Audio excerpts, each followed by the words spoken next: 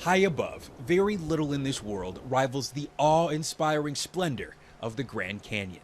I feel here a sense of the divine, that this place is not an accident. Park Superintendent Ed Keeble says one of the few things more stunning than its vast beauty is the looming threat to the ecology of the river. The fact that it's changing so rapidly for fish is an indicator that there's some stress in the ecosystem that we need to pay attention to. The Colorado stretches 277 miles inside the canyon, just outside the Glen Canyon Dam. Here, the plummeting water levels at the reservoirs is literally changing the ecosystem inside the park. As the level drops inside Lake Powell, the water that passes through those turbines at Glen Canyon Dam heats up, sending higher temperatures down the Colorado River, reducing the habitat for several native fish, while invasive species pass through. Non-native predatory fish, like the smallmouth bass, are getting closer to the turbines through which the water flows, and they're passing into the river at the Grand Canyon. They'll decimate the threatened and endangered population of the humpback chub and the razorback sucker. Why should we care about, a few species of fish that may be endangered? Because this isn't only about the fish. The fish serve as something of the canary in the coal mine. As their habitats, their environment is changing, it's changing for us as well.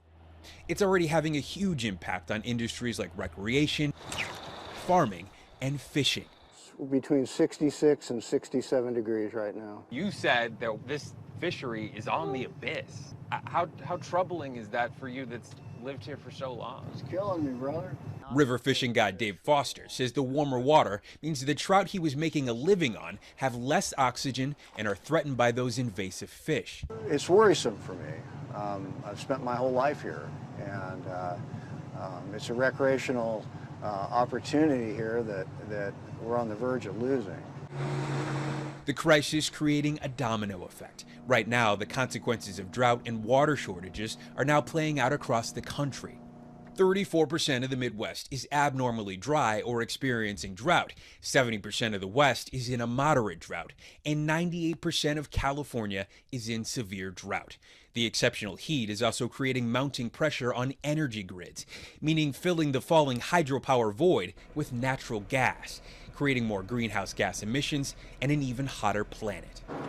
The lack of water creating an uncertain future for farmers. We're not making money. As a matter of fact, we're losing it, and we don't know how long we can hang in there. Third-generation Arizona farmer Nancy Kaywood says less than half of her 247-acre farm is producing crops. My son has got worry lines and bags under his eyes, so do I, because we constantly worry about how we're going to hang in there. Looking for any hint of a solution, we spoke to the Federal Bureau of Reclamation at the head of Power and Water in the West. That's not an easy problem to solve. Regional Bureau Director Katrina Grant says the way forward is still firmly centered on collaboration between the western states. We really are committed to working closely with the basin states on what they come up with and how we can implement that together. And I firmly believe that a collaborative solution is the best approach. So we are committed to continuing to work together. But with the crisis deepening by the day and no solid plan on the horizon, the outlook is tough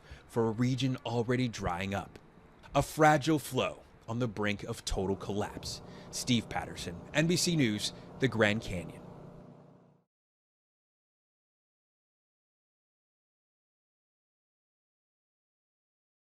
Thanks for watching our YouTube channel. Follow today's top stories and breaking news by downloading the NBC News app.